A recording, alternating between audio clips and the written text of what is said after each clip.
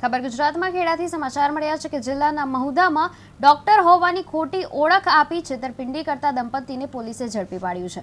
મહુદા તાલુકાના ચુલેડ ગામમાં દંપતીએ દવાખાનું ખોલવાના બહાને સ્થાનિક દંપતી પાસેથી 50,000 જે છે એ લઈ ફરાર થઈ ગયો હતો। ફરિયાદ મળતા જ મહુદા પોલીસે ઝડપી ચકાસણી શરૂ કરી અને ગણતરીના કલાકોમાં જ એ જે આરોપી છે એમને હિતેશપુરી ગોસ્વામી અને દક્ષાબેનને ગાડી સાથે પકડી પાડ્યા હતા।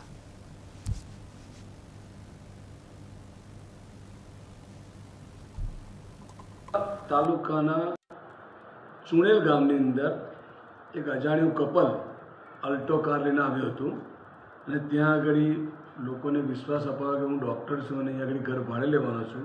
એ રીતે વિશ્વાસ અપાવી અને મારું એક પાર્સલ આવે છે જેને મારા પાર્સલ છોડવામાં 50,000 રૂપિયા અત્યારે ખૂટે છે એમ કહી અને 50,000 રૂપિયા એમની પાસેથી ઉછીના લીધેલ।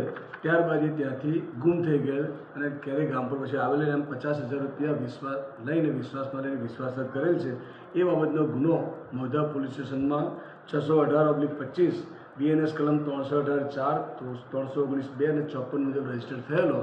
એ કામે ટેકનિકલ સર્વેલન્સ કારની વિગતની માહિતી મેળવી અને મહુદા પોલીસ સ્ટેશનના PI ગોયલ સાહેબે ગુનાની અટક કરેલ છે અને આરોપી હિતેશપુરી બાબુપુરી ગોસ્વામી અને એના પત્ની દક્ષાબેન ગોસ્વામી બંને જે મૂળ રહેવાસી રખિયાણાના છે, અમદાવાદ જિલ્લો માડલ પાસે, પરંતુ હાલમાં કાસોર ગામ સોજિત્રા ખાતે રહે છે, એમને પકડેલ છે અને એમની પાસેથી મુદ્દામાલ કવર કરેલ છે।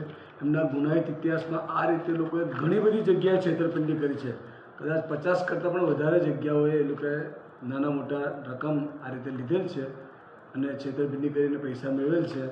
એ બાબતે તપાસ ચાલુ છે। જ્યાં પણ ગુનો દાખલ થયેલો છે, રજીસ્ટર થયેલો છે, ત્યાં આરોપીની જાણ કરવામાં આવશે અને આગળની કાર્યવાહી